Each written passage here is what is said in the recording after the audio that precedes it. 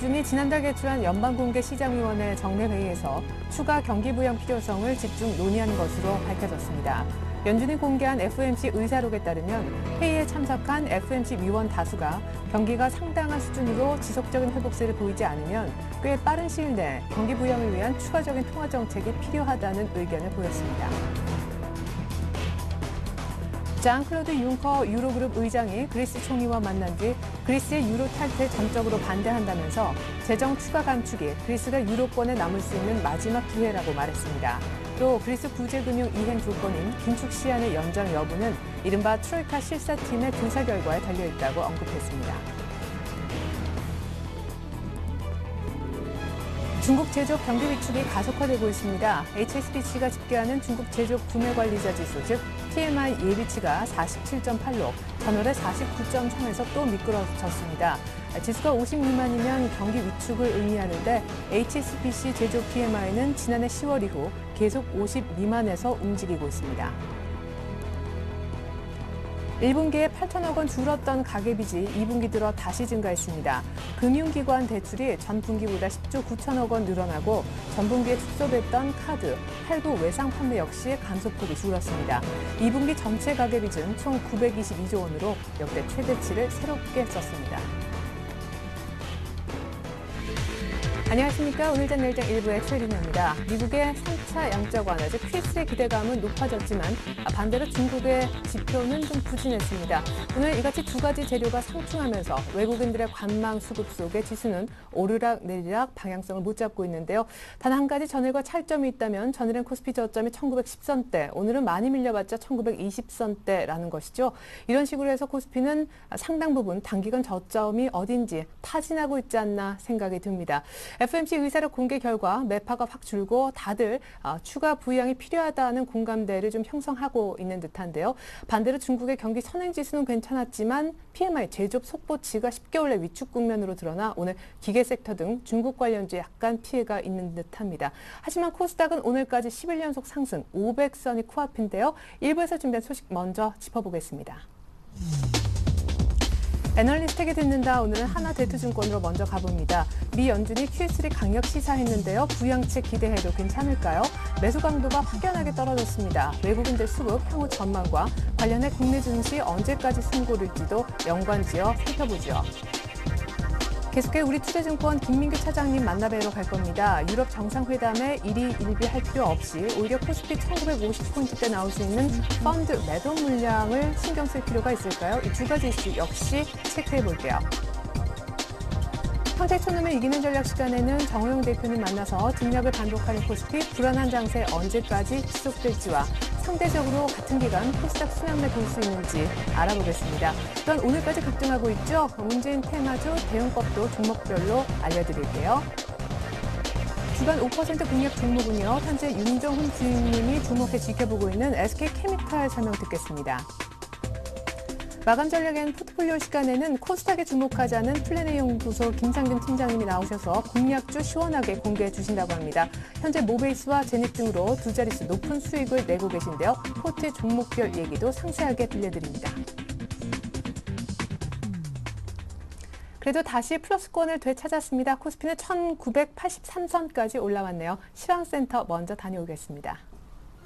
시황센터입니다. 미국 FOMC에서 경기 부양책에 대한 의지를 확인했지만 오늘 코스피 지수는 하락세로 장을 출발했는데요. 장중 투자자들이 매수와 매도 포지션 전환을 반복하면서 뚜렷한 방향성 없이 보합세를 유지하다가 외국인이 다시 매수 우위로 움직이면서 밀렸던 지수 회복을 시도하고 있습니다. 현재 코스피 지수는요. 전거래일보다 0.15% 상승한 1938선에서 거래가 되고 있습니다. 코스닥 지수도 10거래일 연속 상승하고 있습니다. 오늘 기관의 매수세에 힘입어서 상승세로 출발한 지수는 현재까지 기관이 430억 원 넘는 순매수를 기록하면서 500선 돌파를 눈앞에 두고 있는데요. 현재 코스닥 지수입니다. 전거래일보다 1.21% 상승한 498선에서 거래가 되고 있습니다. 이어서 환율 흐름도 살펴보겠습니다. 환율은 연방준비제도의 3차 양적 완화에 대한 기대가 강화되면서 하락세를 보이고 있는데요. 현재 환율은요, 전거래일보다 6원 10전 하락한 1,129원 선에서 거래가 되고 있습니다. 이어서 코스피 시가총액 상위 종목 살펴보겠습니다. 삼성전자가 외국인과 기관의 매도 우위를 보이고 있지만 닷새 만에 반등하고 있습니다. 현재 1.19% 오르면서 127만 9천 원에 거래가 되고 있고요. 현대차와 기아차가 강보 하권에서 움직이는 반면에 오늘장 현대모비스가 3%가 넘는 낙폭을 키우고 있습니다. 외국인과 기관이 동반 매도하고 있는데요. 현재 주당 만 원씩 떨어지면서 30만 5,500원에 거래가 되고 있고요. LG화학도 2.51% 큰 폭으로 하락하고 있습니다. 현재 31만 1,000원에 거래가 되고 있네요. 삼성생명은 반면에 0.82% 오르면서 97,800원에 거래가 되고 있습니다. 신한지주도 0.4% 상승 중이고요. 한국전력이 1.61% 오르면서 25,300원에 거래가 되고 있습니다. 반면에 현대중공업은 현재 0.61% 약보 합권에서 24만 3천원에 거래가 되고 있습니다. 이어서 코스닥 시가총액 상위 종목 살펴보겠습니다. 셀트리온이 현재 2.68% 강세를 보이고 있습니다. 3만 700원에 거래가 되고 있고요. 파라다이스도 1.74% 상승 중이네요. 서울반도체 역시 1.16% 오르면서 21,850원에 거래가 되고 있고요. 반면에 다음과 CJ 쇼핑은 각각 0.3% 정도의 하락세를 보이고 있습니다. 오늘 장은 줄기세포 관련주들의 움직임도 활발합니다. 현재 젠백스가 5.86% 오르면서 4만 7천 원에 거래가 되고 있고요. 엔터주들도 강세를 보이고 있네요. SM이 9%가 넘는 급등세, CJENM은 4.28% 강세를 보이면서 2만 8,050원에 거래가 되고 있습니다. 이어서 이 시각 특징 업종 및 테마 종목 살펴보겠습니다. 현재 대부분의 업종이 오름세를 보이고 있는 가운데 해외 시장 매출 감소로 인한 실적 부진이 예상되는 두산 인프라코어의 주가가 큰 폭으로 하락하면서 기계주가 동반 하락하고 있습니다. 현재 두산 인프라코어는 2.37% 밀리면서 18,500원에 거래가 되고 있고요. 두산 중공업도 4% 가까운 낙폭을 키우고 있습니다. 서암기계공업이 현재 2.68% 하락 중이고요. 한국주강도 1.57% 밀려나면서 3,440원에 거래가 되고 있습니다. 국제 유가가 3개월 만에 최고치를 달성하면서 정유주들이 다시 시동을 걸고 있습니다. 정유주 살펴보시면 현재 SK이노베이션은 0.29% 상승 중이고요. GS는 3%대 강세를 보이고 있습니다. 반면에 S오일은 외국인과 기관이 매도하면서 장중에 하락 전환했는데요. 현재는 약보 합권에서 10만 6,500원에 거래가 되고 있습니다. 엔터테인먼트주가 일본 시장에서 매출 비중이 상당하다는 증권가 분석에 강세를 보이고 있습니다. 최근 불거진 정치적 이슈와는 민감하게 움직이지 않는 일본 시장에 대한 확신이 투자자들의 매수세를 일으키고 있는데요. 현재 SM은 9%가 넘는 급등세입니다. 53,800원에 거래가 되고 있고요.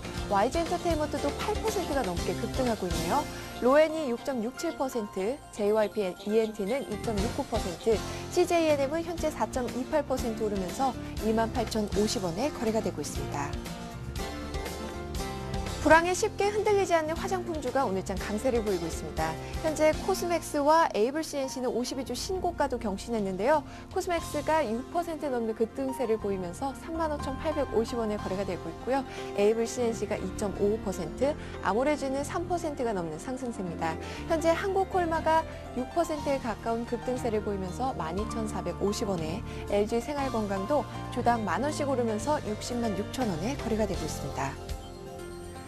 카카오톡에서 제공하는 게임의 트래픽이 증가하면서 관련주들 역시 강세를 보이고 있습니다. 현재 위메이드가 강보 합권에서 KINX도 0.37% 오르고 있고요. 가비아가 7% 넘는 급등세, 바른손게임즈도 3.02% 오르면서 2,390원에 거래가 되고 있네요. 지금까지 시황센터에서 김혜선이었습니다. 네, 시총 대장주죠. 삼성전자가 1% 넘게 오르면서 코스피가 양봉을 내는 것 같습니다. 원달러 환율은 오래간만에 6원 이상 시원하게 빠져서 오늘 1,120원대에 새롭게 들어오는 모습입니다. 중국 장동은 많이 안 빠지는 것 같은데요. 여의도 쪽 분석을 한번 들어볼까요? 하나대투증권으로 가겠습니다. 이용군 연구위원님 안녕하세요. 네, 안녕하십니까? 네, 한 달 전 회의했던 FOMC 이제 회의 내용이 의사록을 통해서 공개가 됐습니다. QE3 기대감이 높아졌다는 분석이 많은데 그 중간에 지표가 많이 좋아졌잖아요. 정말 QE3 곧 나올 수 있을까요? 예, 8월달 FOMC 의사록을 보면은 QE3의 필요성에 대해서 조금 더 구체적으로 언급이 된 것으로 보여집니다. 따라서 좀 빠른 시일 내에 QE3가 진행이 될 수 있지 않겠냐. 이제 빠른 시기라고 하면은 9월달 정도가 되겠는데요. 이런 기대감이 좀 반영이 되고 있습니다. 하지만 이런 부분들에 대한 기대감이 시장에는 이미 많이 반영이 돼 있는 상태입니다. QE3의 가능성을 비롯해서 ECB의 유동성 공급 정책, 이런 주요 기관들의 글로벌 정책 대응에 대한 기대감이 최근에 증시 상승을 이끌었었던 요인인 걸 감안하면은 시장의 기대치 정도를 충족하는 부분이다라고 볼 수가 있겠습니다. 그렇다면 정말로 QE3가 9월달에 실시될 수 있을지 여부가 좀 더 관건이 되겠는데, 일단 버냉키의 잭슨홀 연설이 8월 말에 예정이 돼 있고요. 그다음에 9월 초에 미국의 고용 지표가 발표가 됩니다. 이런 부분들에서 조금 더 QE3의 실현 가능성을 좀 감지해 볼 수 있는 그런 부분이 될 것으로 보여집니다. 잭슨홀 연설에서 조금 더 강한 조기에 실시할 수 있는 가능성을 시사를 하는 부분이 필요하겠고요. 9월달에 고용 지표가 좀 부진하게 나온다면은 가능성이 상당히 더 높아진다라고 볼 수가 있겠습니다. 다만 Q3 실시가 좀 지연될 가능성도 배제할 수는 없습니다. 연말경 그 이후로 이제 더 늦어질 수가 있는데, 이런 부분에는 오히려 이미 반영됐었던 기대감이 무너지면서 실망 매물이 출회가 될 수 있기 때문에 그런 부분들에 대한 대비도 어느 정도는 필요하겠다라고 말씀드리겠습니다. 네, 시나리오대로 잘 간다면 일단 잭슨홀에서는 Q3에 대한 강력 시사 정도는 나와야 정상이겠군요. 외국인들 수급이 조금 이번 주 들어 약해졌다는 느낌입니다. 오늘 수급은 마치 월요일장과 같은데요. 지금 마감 1시간밖에 안 남았는데 현물을 300억대밖에 안 사네요. 순매수 집계상으로. 예, 그렇습니다. 외국인 현재 300억도 지금 채 안 되는 상황인데요. 오전 한때 거의 400억 정도 순매도를 했었던 거에 비해서는 조금씩 매수세가 유입되고 있는 상황이지만, 최근의 매수 강도에 비하면 상당히 부진한 정도다라고 이제 볼 수가 있겠습니다. 외국인들 매수세가 둔화될 경우 사실상 이 뒷받침할 수 있을 만한 수급이 지금 없다는 측면에서 전체적인 시장의 상승 탄력 저하로 이어질 수밖에 없는 상황인데요.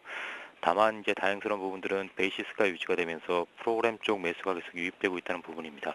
하지만 프로그램은 베이시스가 다시 축소될 경우 언제든지 다시 매도 물량으로 나올 수 있는 것인 걸 감안하면은 수급 기반 자체가 조금씩 약해지는 것이 아니냐는 충분한 우려를 가질 수가 있겠고요.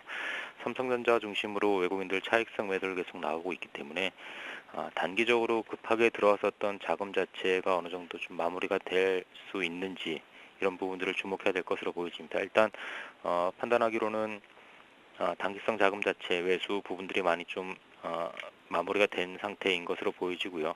추가적으로 유동성 공급에 대한 기대감, 이런 부분들이 확인되는 시점이 진행이 돼야지 추가적인 매수세를 기대해 볼 수가 있을 것으로 보여집니다. 따라서 유로존 위기 문제, 그 다음에 미국의 스탠스, 이런 부분들에 대한 확인이 필요한 시점이다라고 볼 수 있겠습니다. 네, 그럼 외국인 수급과 맞물려서 이제 유동성이 더 나올 수 있나 하는 글로벌리 이벤트 일정까지 고려했을 때 국내 증시 숨고르기는 코스피 기준 언제까지 이어질 수 있다고 보세요? 예, 시장이 강하게 반등한 이후에 좀 쉬어가는 장세가 일주일 이상 진행이 되고 있는데요. 비교적 견조한 흐름이다라고 볼 수가 있겠습니다. 어제 조정받는 과정에서도 기술적으로는 121선 지지가 확인이 됐고요. 오늘도 역시 외국인 매수 강도 둔화에도 불구하고 시장은 견조한 흐름을 나타내고 있습니다. 일단 8월 말과 9월 초 앞서 말씀드렸다시피 미국의 스탠스를 확인할 수 있는 이벤트가 집중이 돼 있는 상황이기 때문에 늦어도 9월 초 정도면은 시장의 단기 방향성이 나타날 가능성이 좀 높아 보이고요. 그리고 이제 패드와 ECB의 정책적 대응 부분들도 9월 초에는 좀 가시화될 수 있다는 측면에서 8월 말과 9월 초가 넘어가면서 지수의 단기적인 방향성, 숨고르기 과정이 마무리가 되는 그런 국면이 펼쳐질 것으로 예상이 됩니다. 예. 그러면 방향성이 확실하게 나오기 전에 최대한 효율적으로 주식 투자할 수 있는 방법 좀 마감 전략을 통해 알려주십시오. 일단 방향성 확인 전까지는 이렇게 공격적인 시장 대응을 할 필요는 없을 것으로 보여지고 있고요. 특히 최근에 지수 관련 대형주로 차익 매물이 나타나면서 전체적으로 좀 쉬어가는 이제 이벤트도 역시 소강 상태고 지수도 쉬어가는 모습이 나타나고 있습니다.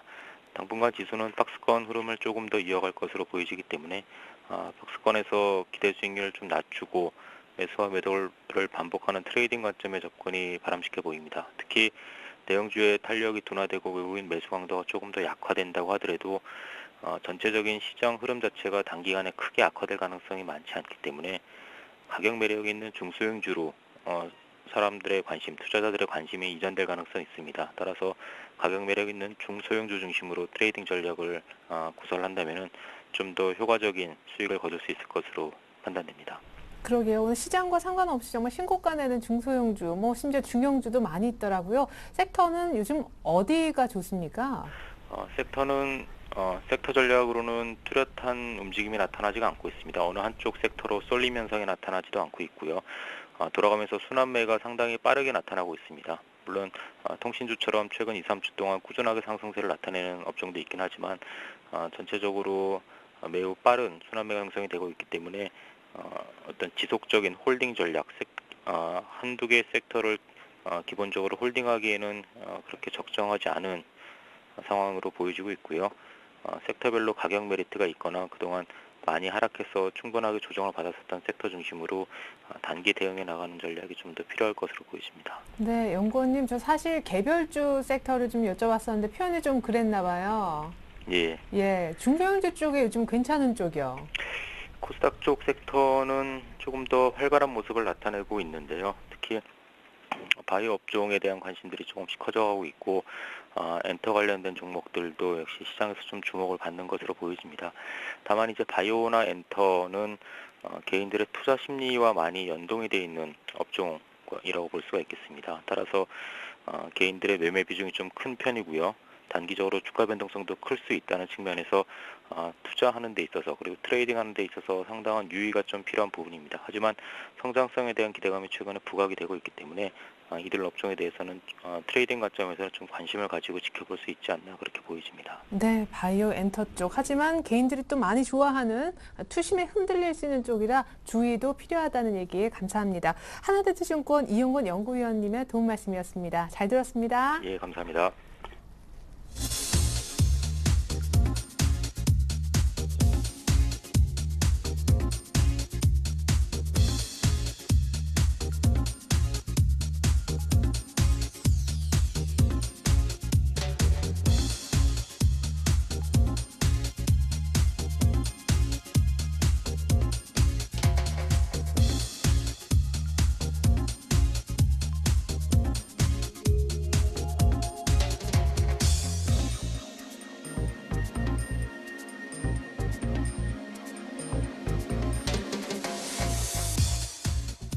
네, 오늘은 이 가운데 1950포인트대 펀드 환매 물량에 대비하자고 의견 주신 우리 투자증권 양산지점 김민규 차장님 만나보겠습니다.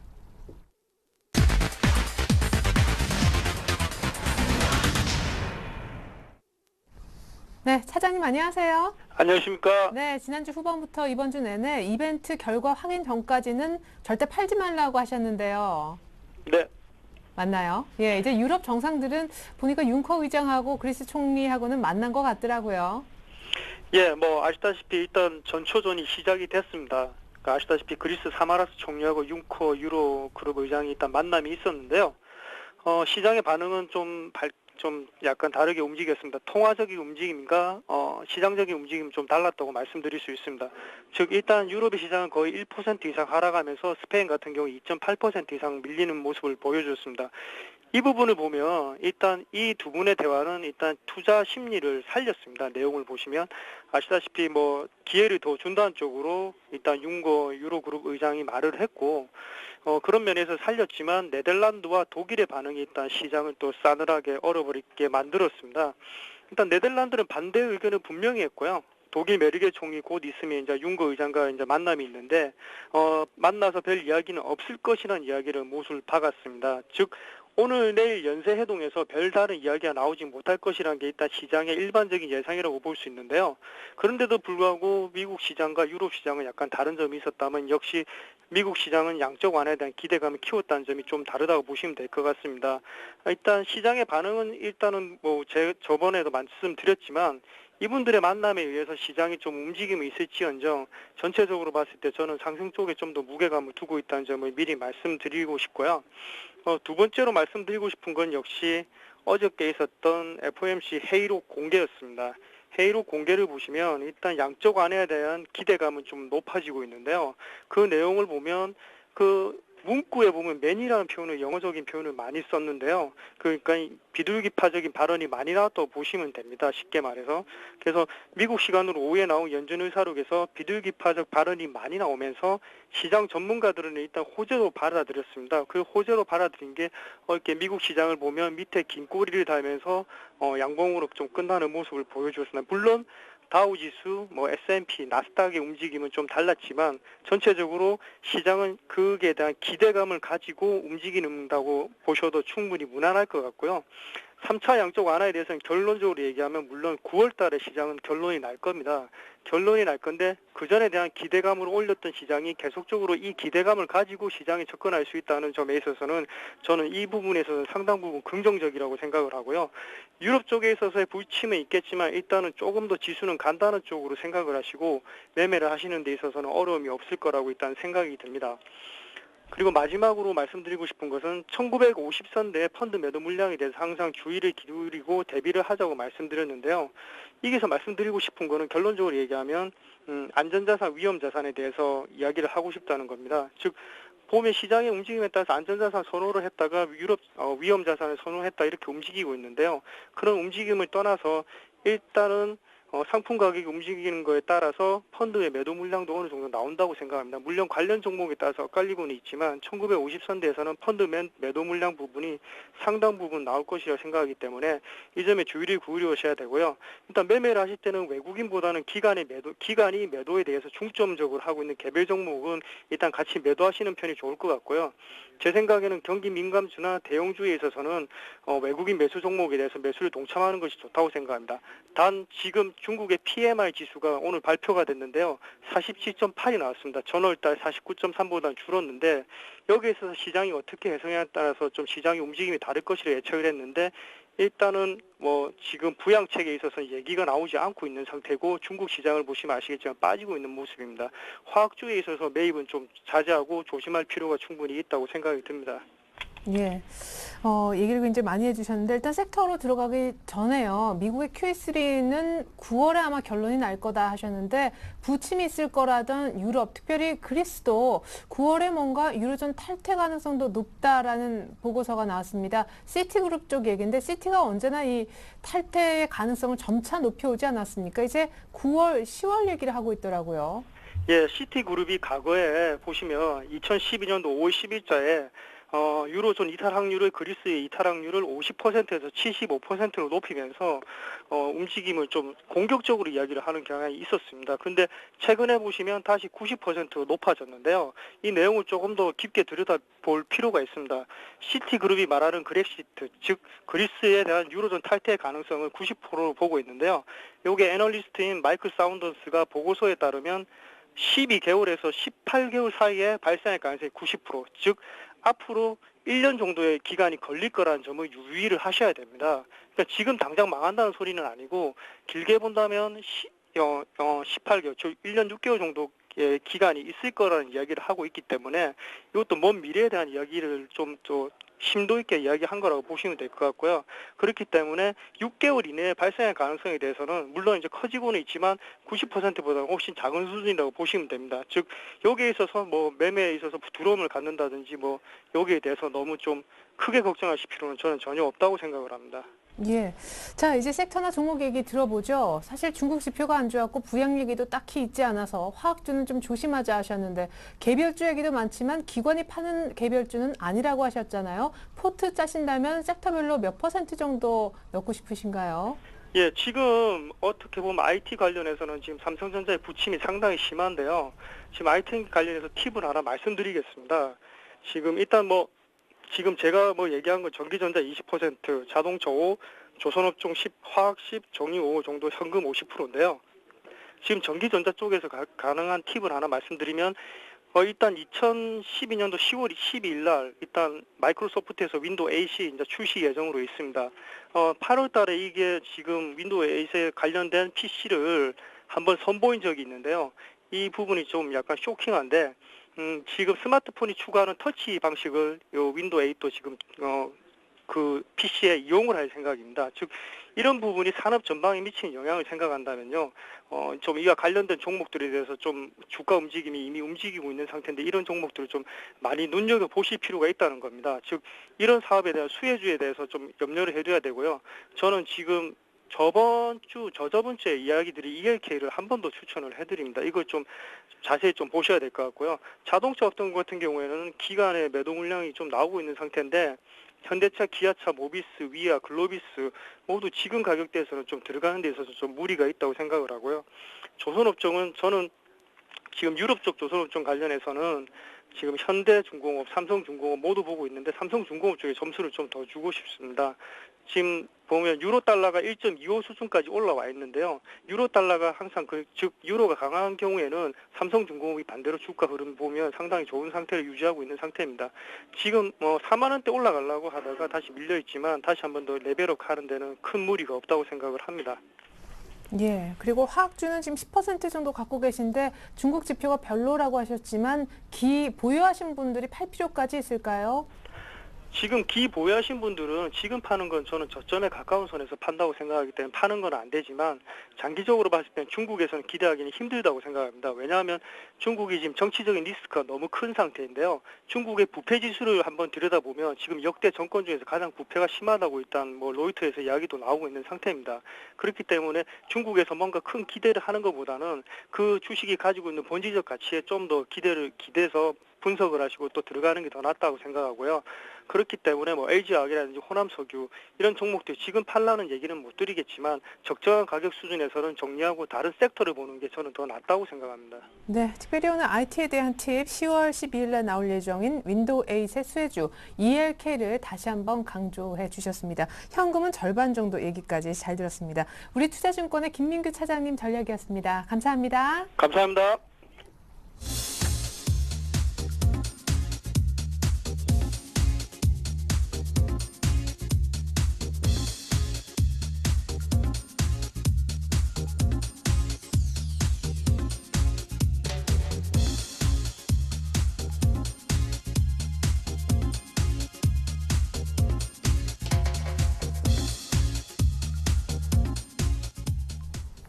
네, 이번 순서는 평택촌놈의 이기는 전략 들어보는 시간입니다. 일명 평택촌놈, 우리 정호영 대표님 연결해 보겠습니다. 안녕하세요.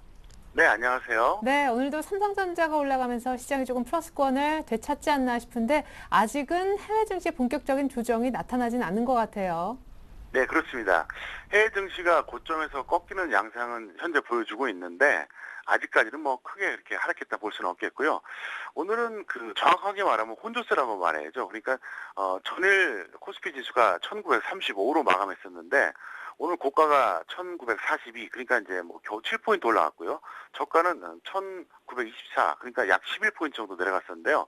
현재 지수도 강보합 수준이다. 그래서 이제 혼조세다 이렇게 볼 수가 있습니다. 그런데 원인이 뭐냐면 결국 오늘도 프로그램이었습니다. 삼성전자도 오늘 외국인은 매도해 주는데 외국인의 매도 금액보다 한 2배 이상으로 현재 프로그램에서 매수 나오고 있고요. 그다음에 시장 전체로 봤을 때도 역시 마찬가지입니다. 다만 이제 특징이 뭐냐면은 프로그램 매수나 외국인 매수나 점점점 줄어들고 있다는 추세입니다. 그래서 최근에 일자별로 보시면은 이번 주 월요일부터 이제 환산해 보면 프로그램 매수를 말씀드려 보겠습니다. 월요일이 이제 5,300억대, 그 다음에 화요일이 5,100억대, 수요일이 3,700억대인데, 현재 오늘 2,600억대입니다. 그러니까 점점 낮아지고 있는 상태고요. 그 다음에 이제 외국인의 코스피 매수도 마찬가지입니다. 어제까지만 해도 1,900억대였었는데, 현재 255억이니까 굉장히 좀 줄어들었죠. 근데 어쨌든 제가 생각할 땐 그렇습니다. 코스피 하락세와 코스닥 상대적 강세는 좀 더 이어지지 않을까 이렇게 전 전망하고 있는데요. 다만 이제 중요한 게 있습니다. 제가 코스닥 순환매에 대해서 이렇게 조언을 했었죠. 1900선이 돌파될 때만 가능하다 이렇게 이제 말씀드렸었는데 이걸 제가 이제 말씀드렸던 것이 1850선대 전후에서 계속 그렇게 말씀드렸습니다. 그래서 아직은 코스닥이 가지 않을 것이다. 다만 코스피 1900이 넘어가면 그때 본격적으로 움직인다 그랬는데 왜 이 말씀을 다시 드리냐면요. 1900이 깨지기 전까지는 코스닥이 아마 순환매가 활발할 겁니다. 다만 코스피에서 1900이 무너지면요. 같이 무너진다고 보시면 됩니다. 그래서 일단 현재 코스피가 상대적으로 좀 약하고요. 코스닥이 더 강세인 건 사실이지만 어디까지나 이것은 1900선이 유지되는 전제하에 그렇다는 거죠. 그래서 이 말뜻을 제가 다시 한번 전달해드리기 위해서 지난번에 언급했던 내용을 정리해서 한번 말씀드렸습니다. 이번에 이제 조정이 본격화되면은 무조건 1900을 깨고 오히려 1850이 지켜질지 의문이다 하셨기 때문에 1900이 살아있는 한에서만 코스닥을 조금 보자라는 얘기 다시 한번 정리 감사합니다. 그러면 오늘 전략을 어떻게 세울까요? 오늘도 똑같습니다. 저는 오늘도 웬만하면 직장인은 0%, 전업은 25% 정도 해주셨으면 좋겠고요. 아직까지는 코스닥, 개별주, 테마주 이쪽으로 집중하시는 게 맞겠고요. 코덱스 인버스는 그냥 여러분들이 현금으로 생각하시고 그냥 그대로 만약에 이제 뭐 정말 0%는 그대로 끌고 가시고요. 인버스를 한 20-30% 잡았다고 해도 그냥 가볍게 그냥 이거는 현금이다 이렇게 생각하시면서 대응해 주시면 큰 무리가 없을 것 같습니다. 월요일 박근혜 새누리당 대선 후보 확정 날에 문재인 테마를 번외로 얘기하시면서 이번 주 내내 갖고 있으면 한 50% 정도 수익은 날 거다 하셨는데 정말 그렇습니다. 한 종목별로 3번 정도 상한가를 진입을 했는데 이번 주도 거의 끝나가잖아요. 언제 팔면 좋을까요? 저는 원래 이거를 이번 주까지 갖고 있다가 월요일에 던질 생각이었는데 전략을 바꿨습니다. 왜 바꿨냐면은 단계에 너무 빨리 갔어요.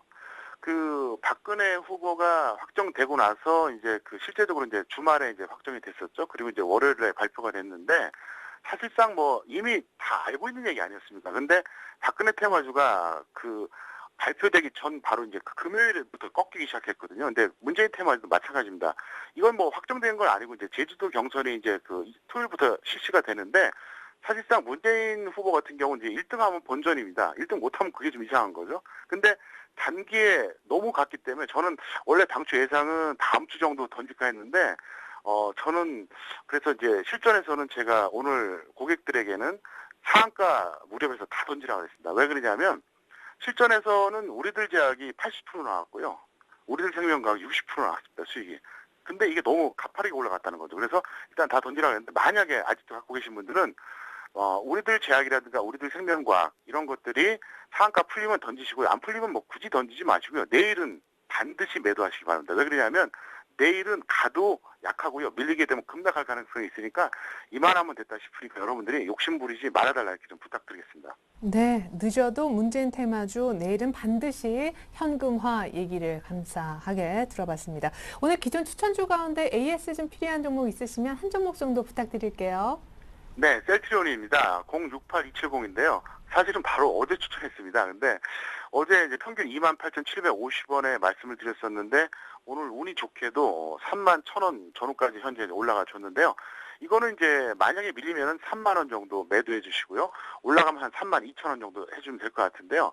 이번 주 내내 이제 제가 말씀드렸던 종목들이 좋았었고, 지난주 같은 경우는 이제 SK컴 좀 말씀드렸었는데, 오늘 반등이 나옵니다. 대부분 다 코스닥이거든요. 왜냐하면 좀 보세요. 자, 어제 말씀드렸던 거 셀트리온이죠. 그 다음에 화요일이 웹전이고요. 지난주에도 SK컴 좀 말씀드렸었고요. 그 다음에 이제 인버스는 이제 지수 하락해서 말씀드렸었는데, 어쨌든 지금 그 코스닥 종목은 제가 그 종목별로 기준을 말씀드리지만 더 핵심이 뭐냐. 코스피가 1900이 깨지면 그런 거 무시하고 무조건 던져버리시고요. 어쨌든 문재인 테마주도 그렇고 코스닥 전체도 그렇고 이제는 약간 좀 과열권이고 좀 갈 만큼 갔으니까 이제 욕심을 자제해달라 이렇게 좀 부탁을 드리겠습니다. 네, 좋습니다. 그리고 특별한 강연에 이번 주 토요일 오전에 있다고 제가 전해드렸는데요. 주식 지배자가 되는 법에 대한 강연이라고요. 네, 이번에 오시면은 제가 어떻게 시황을 보는지 그동안 시황을 봤던 어떤 메커니즘을 설명드리겠는데요. 아마도 그 강의를 들으시면 여러분들이 눈을 확 뜨게 되실 겁니다. 주식 투자 경력이 10년 아니라 20년 된 사람들도 아마 처음 듣는 내용이 될 것 같아요. 그래서 그 단순하게 뭐 종목 몇 개 찍어주고 대충 시황 브리핑한 이 정도가 아니라 정말로 심도 높은 강의를 해드릴 테니까 좋은 기회로 생각하시고 많은 참여를 부탁드리겠습니다. 네, 고기 낚아주는 게 아니라 고기 낚는 법에 대한 방법을 들을 수 있을 것 같습니다. 이번 주 토요일 기대 많이 하겠습니다. 평택촌놈 정호영 대표님 도움 말씀 들어봤습니다. 감사합니다. 네, 감사합니다.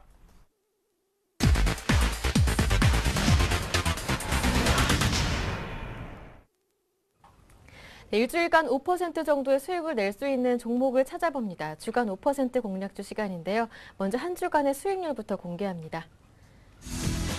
HMC 투자증권 박지훈 과장의 이수페타시스 아쉽게도 어제 손절가 터치했습니다. JB스탁 이정복 대표의 더존 기준은 2.4% 수익 중이고요.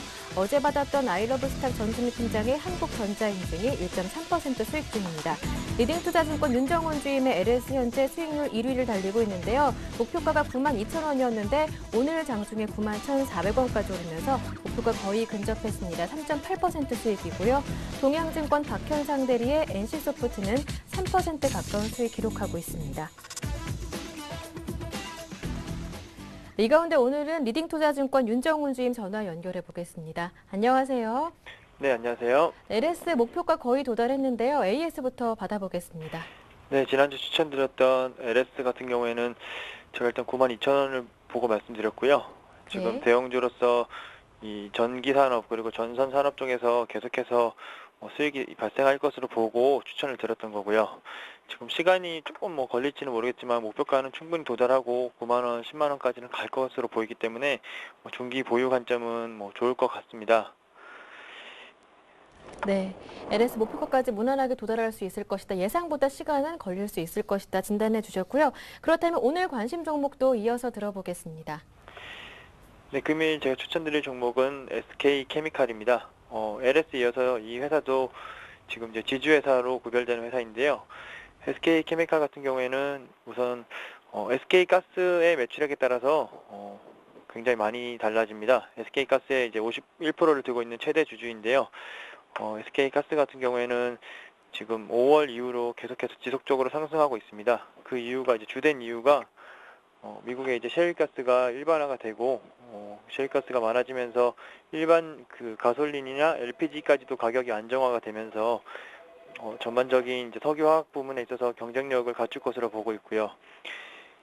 특히 이제 SK가스가 석유화학 산업 쪽으로도 진출을 하게 되는 2014년을 전후해서는 충분히 더 경쟁력이 있을 것 같습니다. 그리고 SK케미칼 자체 내에서도 이제 그린 케미칼 부분에 있어서 이제 올 1분기에 이제 생산 시설을 지금 전년 대비해서는 100% 이상 증대했기 때문에 2분기 매출액 증가는 이제 가져올 것으로 보이고 있고요.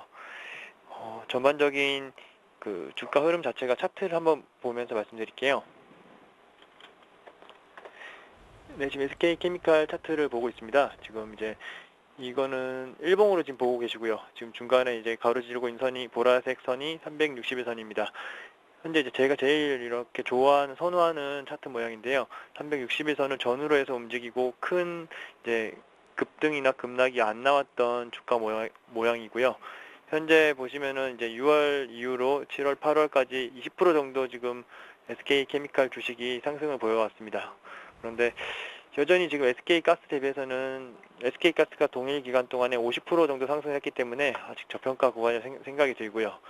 여기 지금 제가 보고 있는 361선과 터치하는 부분만 제대로 돌파가 된다면은 75,000원까지도 무리 없이 갈 것으로 중기적으로는 보고 있습니다. 우선 지금 단기 목표가는 지금 오늘 매수가는 62,000원으로 지금 수정을 하고요. 목표가는 그대로 65,000원, 손절가는 59,000원을 제시해 드리겠습니다. 네, SK케미칼 매수 가격과 목표가, 손절가까지 모두 들어봤는데요. 매수 가격은 61,500원으로 수정해 주셨고요. 그리고 아니요, 목표가를 62,000원입니다. 62,000원으로 수정해 주셨고요. 손절가를 58,000원으로 목표가만 수정해 주셨습니다. 제가 잘못 들으신 것 같은데요. 예, 지금 매수가가 62,000원이고요. 네, 목표가가 그대로 65,000원이고요. 예. 손절가가 59,000원입니다. 네, 현재 가격 부근 62,000원에서 매수하셨다가 목표 가격은 65,000원, 그리고 손절가는 58,000원으로 얘기해 주셨습니다. 네, 말씀 잘 들었습니다. LS에 이어서 SK케미칼도 수익률 1위 기대해 보겠습니다. 고맙습니다. 네, 감사합니다. 네, 지금까지 주간 5% 공략주 김보람이었습니다.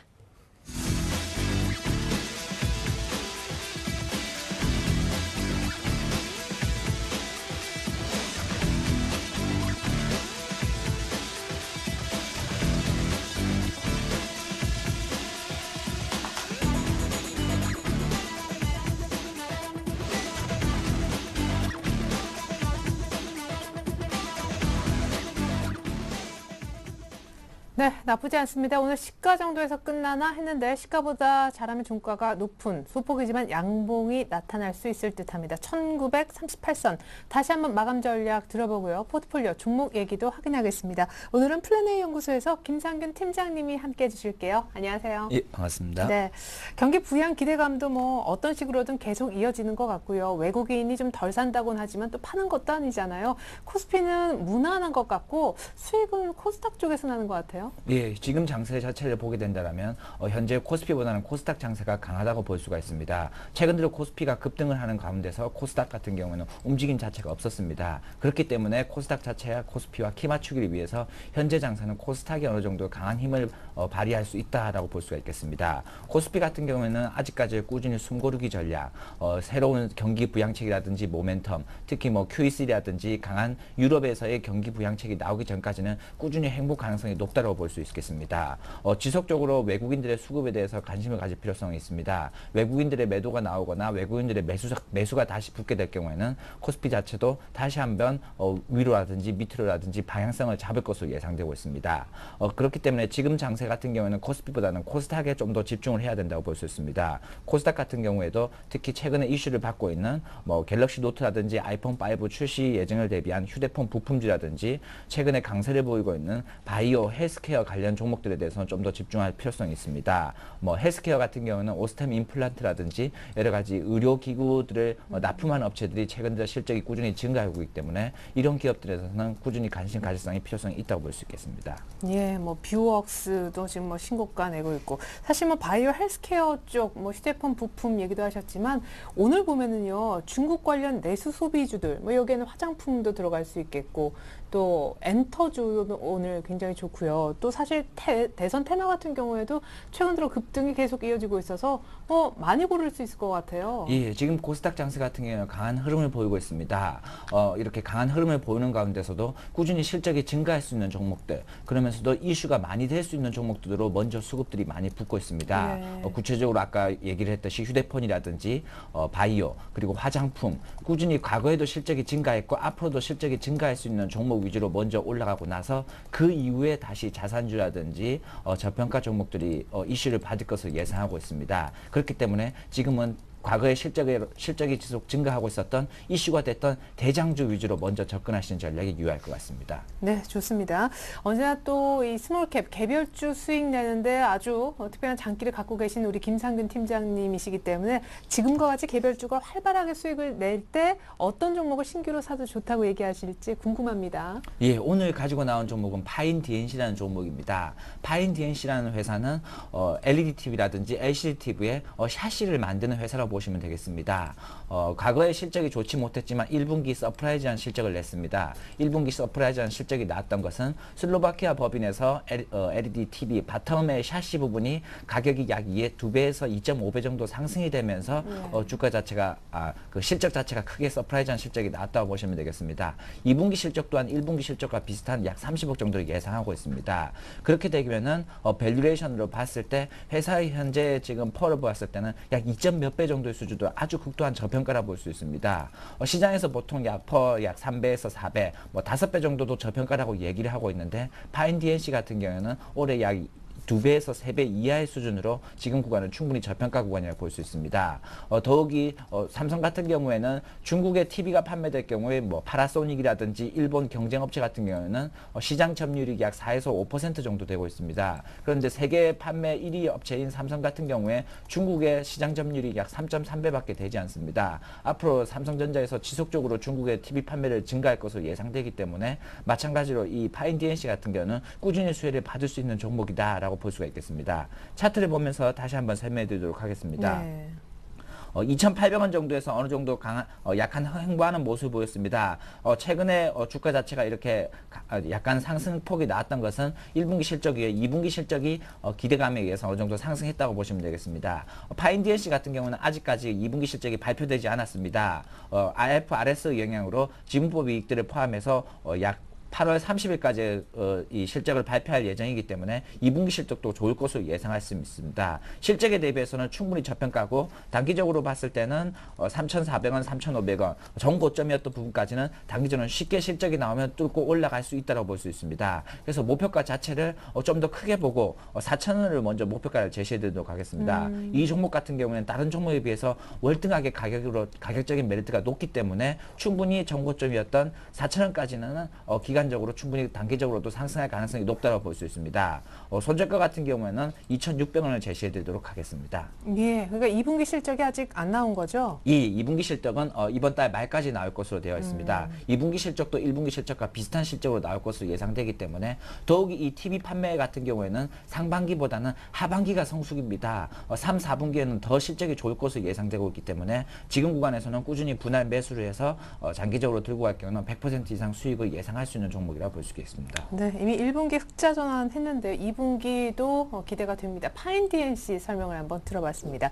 자, 기존에 있는 포트 일단 보면서 수익률 보고 AS 받아볼게요.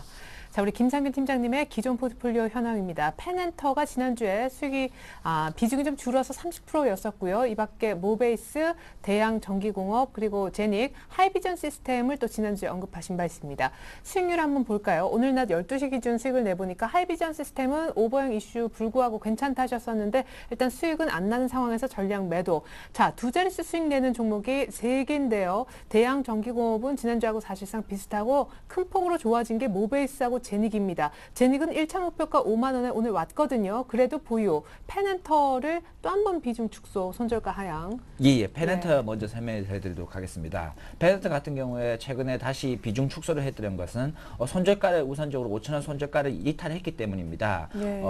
최초 제시드렸던 손절가를 이탈했기 때문에 지금 당장 전량 매도를 해서 손실을 확정짓는 것보다는 오히려 비중 축소를 하고 5,000원, 요 4,800원에서 5,000원 지금 구간 정도에서 어느 정도 행보하는지를 꾸준히 지켜봐야 될 것 같습니다.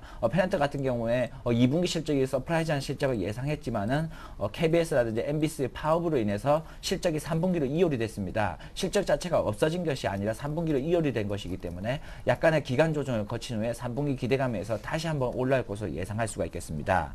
하이비전 시스템 같은 경우에도 최근에 그 오버행 이슈가 꾸준히 굵어지면서 추가적인 하락이 지속적으로 나왔습니다. 하지만 주가 자체의 실적이라든지 모멘텀 자체는 꾸준히 훌륭하다라고 볼 수 있습니다. 특히 아이폰 5라든지 향후에 출시될 핸드폰의 카메라 모듈 검사 장비에 지속적으로 납품이 예정되어 있기 때문에 아이폰 5 출시에 맞춰서 다시 한번 위로 상승할 수 있다고 볼 수 있습니다. 하지만 포트폴리오 교체 차원에서 하이비전 시스템은 전량 매도를 하도록 결정했습니다. 제닉 같은 경우에 1차 목표가 5만 원에 우선 도달을 했습니다. 하지만 오늘 뉴스가 나왔는데 제닉 같은 경우에 일본의 카라를 앞세워서 OEM 방식으로 앞으로 진출을 하겠다라고 발표했습니다. 중국의 그 홈쇼핑 판매를 하고 있는 동방 CJ 같은 경우에도 8월 말이 아니라 9월 중순 정도에 방송이 되도록 예정되어 있습니다. 그렇기 때문에 아직까지 모멘텀이 없어진 게 아니라 충분히 추가적인 상승이 나올 수 있다고 볼 수 있습니다. 꾸준히 홀딩을 해서 수익률을 극대화하는 전략을 제시해 드리도록 하겠습니다. 네, 그럼 역시 2차인 55,000원까지 끌고 가는. 네. 네, 알겠습니다. 그리고 모베이스도 많이 좋아졌고 이제 대양전기공업도 여전히 좋아요. 예, 모베이스 같은 경우에도 갤럭시 노트 2에 납품이 되고 있습니다. 갤럭시 노트 10.1이 해외에서 발매를 했고 갤럭시 노트 2도 앞으로도 발매 예정입니다. 꾸준히 실적이 증가할 수 있는 기업이기 때문에 앞으로도 꾸준히 홀딩을 해서 수익률을 극대화하는 전략을 제시하도록 하겠습니다. 네, 대양전기공업 손절가 약간 높여야 되지 않을까요? 괜찮을까요? 예, 대한전기공업 같은 경우도 아직까지 흐름이 무너지지 않고 꾸준히 좋기 때문에 만원 위 언저리에서는 꾸준히 횡보하거나 앞으로 MEMS 자동차 판매 대수가 지속적으로 증가할수록 실적 자체는 증가할 것으로 예상되고 있습니다. 네, 좋습니다. 수익이 너무 훌륭해요. 펜엔터만 약간 비중 줄이고 손절가 내리겠다는 그리고 신규 종목 교체 매매가 있었습니다. 완성 포트 다시 한번 보여드릴게요. 자, 우리 김상균 팀장님 완성본입니다. 현금은 30%로 약간 줄고 파인 DNC가 20% 비중으로 신규 추천되었습니다. 펜엔터, 모베이스, 대양전기공업, 제닉 같지만 펜엔터는 또 한 번 10% 비중 축소를 얘기를 하셨습니다. 손절가도 조금 더 여유 있게 원래 5,000원이었는데 4,500원으로 좀 미루었습니다. 계속 홀딩하는 이유는요. 실적 서프라이즈가 약간 이연됐기 때문입니다. 방송사의 파업으로 인해서 조금 더 들고 있겠다 얘기하셨고요. 제닉은 5만 원 오늘 도달했지만 5만 5천 원까지 홀딩입니다. 모베이스, 대양전기 마찬가지고요. PNDNC 실적 시작이 굉장히 2분기에 좋아질 것 같습니다. 이번 달 말 발표 기다리고 있는데 전고점 돌파를 기대하고 있습니다. 네, 지금까지 플래너 연구소 김상균 팀장님 종목 얘기까지 들어봤습니다. 화려한 수익률 다음 주에도 기대할게요. 고맙습니다. 수고하셨습니다. 네, 전 잠시 후 2부에 종가 들고 다시 오겠습니다. 코스피 다스만의 반등 기대됩니다. 고맙습니다.